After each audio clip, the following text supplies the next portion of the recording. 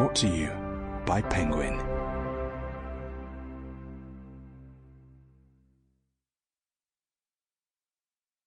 Oliver Twist by Charles Dickens. Read by Alex Jennings. Among other public buildings, in a certain town, is a workhouse. And in this workhouse was born the item of mortality whose name is prefixed to the head of this chapter. For a long time after he was ushered into this world of sorrow and trouble, it remained a matter of doubt whether the child would survive to bear any name at all. The fact is that there was considerable difficulty in inducing Oliver to take upon himself the office of respiration. Now, if Oliver had been surrounded by careful grandmothers, experienced nurses, and doctors of profound wisdom, he would most indubitably have been killed in no time. There being nobody by, however, but a pauper old woman who was rendered misty by beer, and a parish surgeon who did such matters by contract, Oliver and nature fought out the point between them. The result was that, after a few struggles, Oliver breathed, sneezed, and set up a cry. The pale face of a young female was raised feebly from the pillow, and a faint voice articulated the words, "Let me see the child, and die." The surgeon deposited it in her arms. She imprinted her cold white lips passionately on its forehead, gazed wildly round, shuddered, fell back, and died. "Oh, poor dear," said the nurse. "Poor dear." The surgeon put on his gloves with great deliberation. "She was a good-looking girl.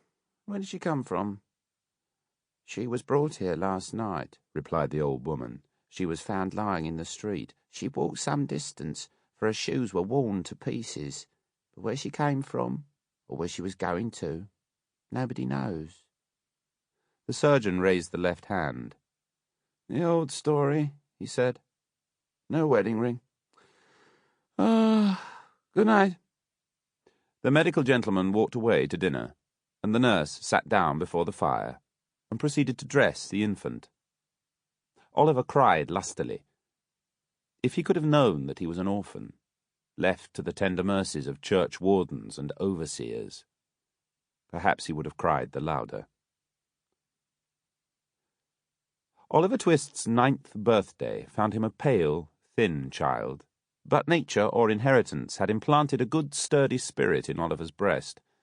Be this as it may, it was his 9th birthday, and he was keeping it in the coal cellar with 2 other young gentlemen who, after a sound thrashing, had been locked up for atrociously presuming to be hungry, when Mrs. Mann, the good lady of the branch workhouse, was unexpectedly startled by the apparition of Mr. Bumble, the beadle, striving to undo the garden gate.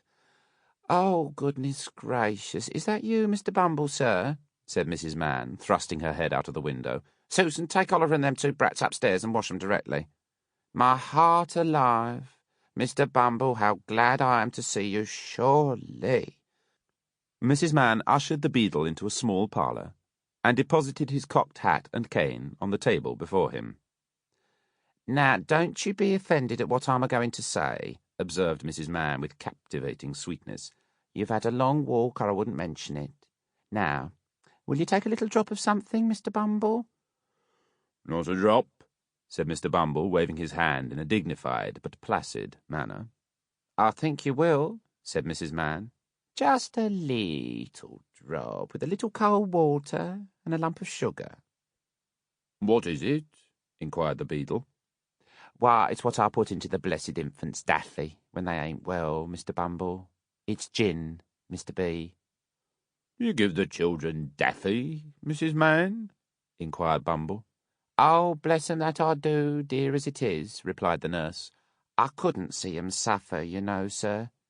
"No," said Mr. Bumble approvingly. "No, you could not. You're a humane woman, Mrs. Mann. I drink your health with cheerfulness. And now about business. The child, Oliver Twist, is 9-year-old today."